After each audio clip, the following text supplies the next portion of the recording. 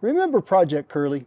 That was my idea of taking a unloved and unused mountain bike hardtail, converting it to drop bars, setting it up for bike packing, and going out and having a fine time on it. Well, that's gone through several versions now. The latest version is behind me, except, well, this version, it's a little less curly and a little more mow. Stay tuned.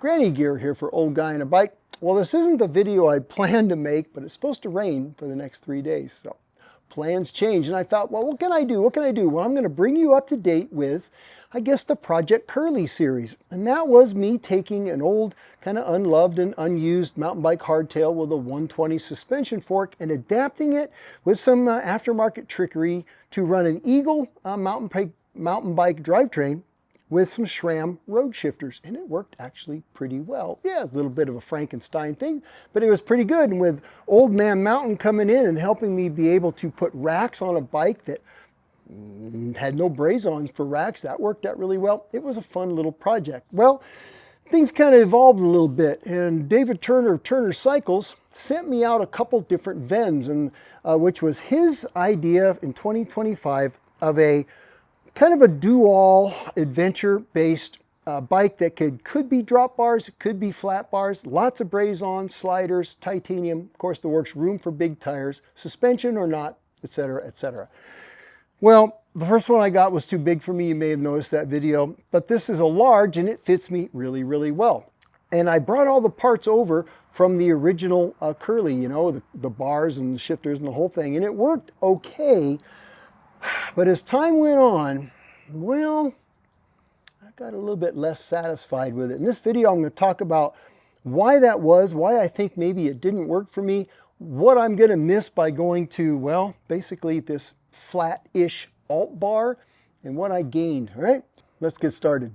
The whole idea with having drop bars on basically a bike packing mountain bike, in my mind, since I'm so comfortable on my gravel bike, even on rough roads, I thought, well, if I'm going to spend my time on dirt roads and fairly non-technical terrain, and I'm going to be trying to go really fast, I'm not building a trail bike here, then I probably would appreciate the extra hand positions that the drop bar gives me.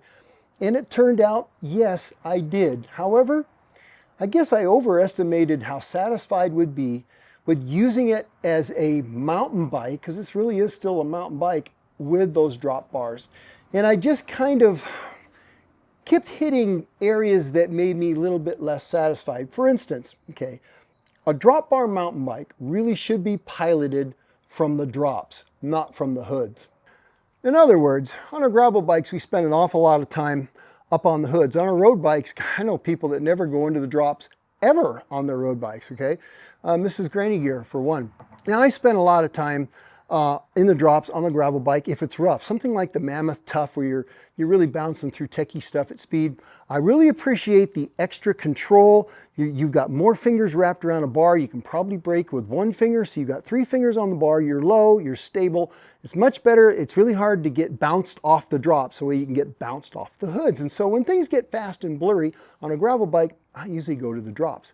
However, it also is a more forward and low position, so it's a bit of a compromise, but since it's a gravel bike, it's not like we're taking it down big drops or big chutes or difficult things. We're not usually going that fast in that difficult a situation, although, I mean, you can, but most people don't. Mountain bike, though, well, it can go from mild to wild fairly quickly. And while I didn't really experience that type of terrain with this bike, in my local trails, I was finding it with the drop bars. Once I went to the drops, there was that position thing again, where I was pretty low and pretty forward, so my weight really wasn't in the right place. And even with a shallow drop bar and everything, and it's wide and flared, it's got all the right stuff to use on a bike like that, I didn't like where it put my weight. And the second thing I was unhappy with was braking and shifting. I'm certainly not going to spend a lot of time on the tops trying to brake, not with like 2 fingers wrapped around the bar. And sometimes, you know, the levers are coming into your hands, your fingers, and squeezing them. And that's not where I want to be in a situation where I might take this bike. Secondly, shifting.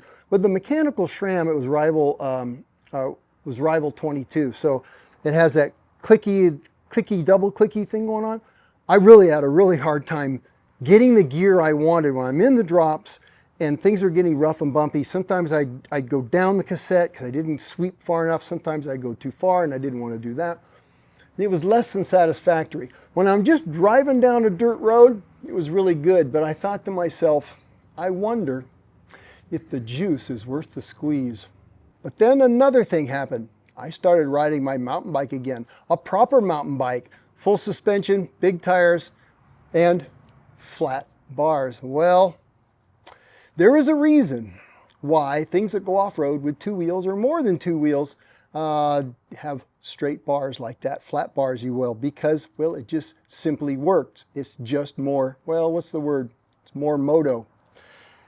And I missed that on this bike, and I thought, well, I'm living in a world of road bikes and gravel bikes. I haven't been riding a mountain bike, so to me the drop bar felt like a natural thing to do. But when I got back on the mountain bike, I'm thinking,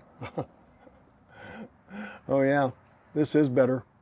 So, Project Curly, the name Curly, by the way, that was an homage to the Three Stooges, you know, the Curly, the bald-headed guy, nyuk nyuk, that guy. So this one is less curly and more Mo. Remember Mo, he was the straight guy. Well, I think that works, doesn't it? Because he's the straight man of the group. This is a straighter handlebar. Now I went to an alt bar. It's a salsa bar. I don't remember somebody gave it to me. I'll look up and see what bar this is. I'll put it up. It's got some forward sweep and some rearward sweep. Got a little bit of rise to it. Not too wide. I haven't measured it. I'm guessing it's 760-ish or so, something like that. And put some very, very nice Trek grips on it that was sent to me from Bontrager. And that's worked out really, really well. And I made a couple other changes to it along with the handlebar. I changed the fork. I had bought a Fox 34 step cast for this, brand new, got a great deal on it. And then I didn't realize though, that's a narrower fork. The crown is more narrow. It's designed to be a lightweight kind of cross-country fork. I didn't know, I just wanted a 120 fork for this frame. Unfortunately, it really maxes out at maybe like a 2.4, maybe a 2.5 tire. And I really want the ability with this bike, since the frame can do it, to be able to take 29 by 2.6, and the fork wouldn't. Well, a friend of mine, he had this lightly used RockShox Pike fork, so I converted that from 150 travel to 120 travel. Super easy. Serviced it while I was in there, and Bob's your uncle. I'm still using the Redshift suspension seat post on this. I love that. Yes, it's a trade-off not having a dropper. I realize that. However, I'm trading off that little bit of time where the dropper post is really, really needed for the ability to take some of those bumps out for long, just sitting in the saddle, bike packing kind of days.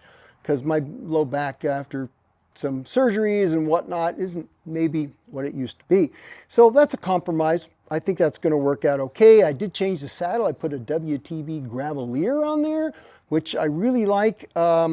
I liked it on the gravel bike, but I find I like this saddle better the more upright you are.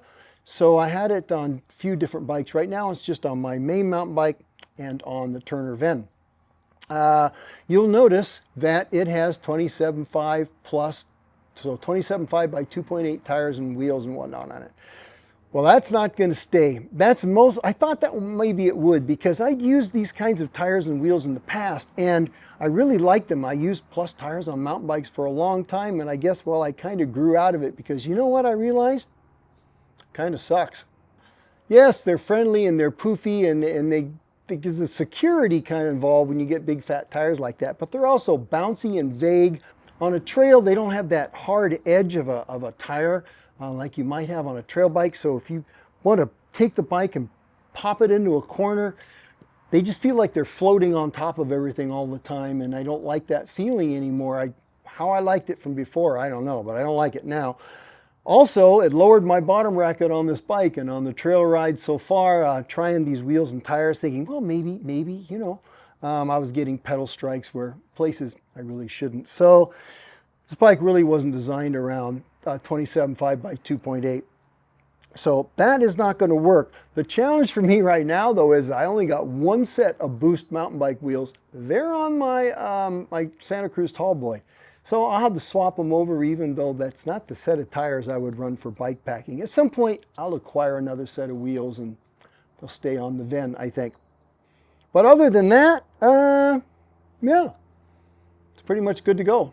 Coming up in the video, I think the next video here, I'm waiting for some more gear to come from Old Man Mountain. I'm going to take you through a setup that would, using the VEN as the basis, can I do a quick overnighter, and I'm going to scale it all the way up to multi-day with different pieces of gear I've been kind of putting together. And so that's coming up. Now, if you're interested in a VEN from Turner Bikes, go ahead and go to his website, hit him with an email. I don't know the timing on when the 26 VENs will be available. They're going to be a little bit different, this bike, in some ways, so they won't be exactly this way. A little bit different geometries, maybe some tweaking to the features. But I think if you're looking for an adventure, bike packing, hardtail, I think that the VEN is certainly a worthy option and well worth checking out. And that's really about it. You guys have a great week and or weekend.